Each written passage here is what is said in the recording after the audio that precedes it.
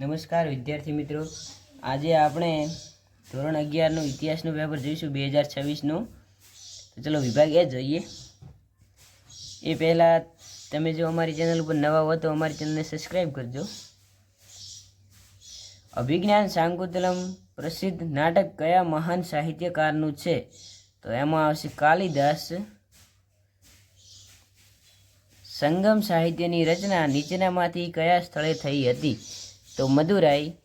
હડપ્ય સભ્યતાના લોકો કઈ ધાતુથી અજાણ હતા? તો ઓપ્શન નંબર ડી લોખંડ.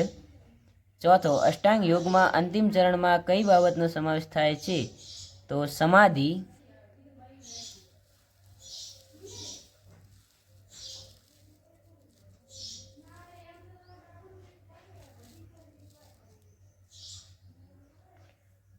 પ્રશ્ન નંબર 5, બૌદ્ધ ધર્મનું પંથ વિભાજન કઈ સંગીતિમાં થયું છે?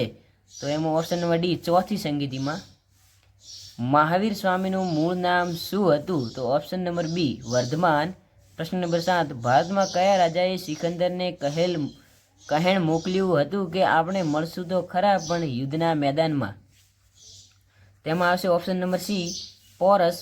અષ્ટાધ્યાયી પાણીની. તો અર્થશાસ્ત્ર. તો ઓપ્શન નંબર બી કૌટિલ્ય. પ્રશ્ન નંબર 9, સમ્રાટ હર્ષવર્ધન હ્યુએસ્વાંગ. તો ચંદ્રગુપ્ત દ્વિતીય. તો ઓપ્શન નંબર બી ફાયન. પ્રશ્ન નંબર 10, શંકરાચાર્ય સ્થાપેલ મઠ નીચેનામાંથી ક્યાં એક સ્થળે આવેલ નથી? તો ઓપ્શન નંબર બી દ્વારિકા. પ્રશ્ન નંબર 11, આમુક્ત માલ્યદા ગ્રંથનો કઈ ભાષામાં લખાયેલ છે? તો ઓપ્શન નંબર એ તમિલ.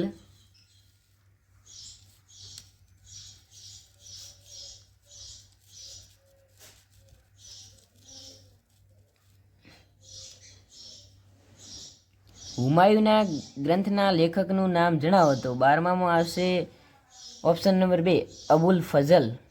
13મો, કુંભલગઢનો કિલ્લો કયા રાજ્યમાં આવેલ છે? Option number D. પ્રશ્ન નંબર 14, દાગ અને હુલિયા વ્યવસ્થાના સ્થાપક કોણ હતા? તો ઓપ્શન નંબર એ અલાઉદ્દીન ખલજી. પ્રશ્ન નંબર 15, આર્યો સૌપ્રથમ ભારતમાં કયા પ્રદેશમાં સ્થાયી થયા હતા? તો ઓપ્શન નંબર બી ઉત્તર પ્રદેશ. પ્રશ્ન નંબર 16, જહાંગીરની બેગમ નૂરજહાંનું મૂળ નામ શું હતું? તો ઓપ્શન નંબર ડી આલમ આરા. ત્યારબાદ વિભાગ બી, તેમાં તમે જોઈ શકો છો 17, 18, 19, 20, 21, 22, 23, 24 થી તમે વિડીયો સ્ટોપ કરીને તેનો સ્ક્રીનશોટ લઈ અને તમારે તેના પ્રશ્નના જવાબ મોકલી શકો. તો આ મોસ્ટ આઈએમપી પ્રશ્નો છે.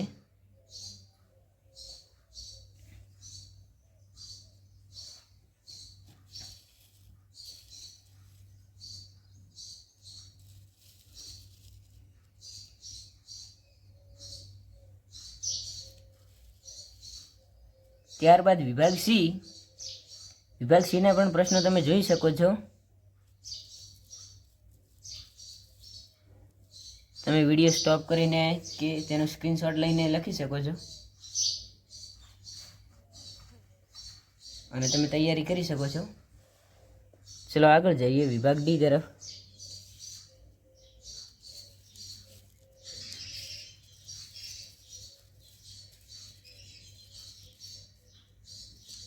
ચિત્ર આપેલ છે 39માં. તે મોહેન્જો દડોનું છે, તેના વિશે વિવરણાત્મક નોંધ લખવાની છે. તે 39 થી 48 સુધી વિભાગ ડીના પ્રશ્નો છે. ચલો આગળ વધીએ. આ પ્રશ્નો તમે જોઈ શકો છો. ચલો વિભાગ ઈ તરફ જઈએ.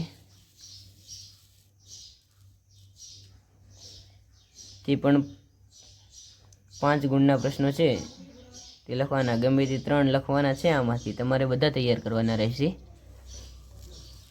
પછી આ પેરેગ્રાફ આપેલો છે, તેમાંથી પ્રશ્નોના જવાબ શોધીને લખવાના છે.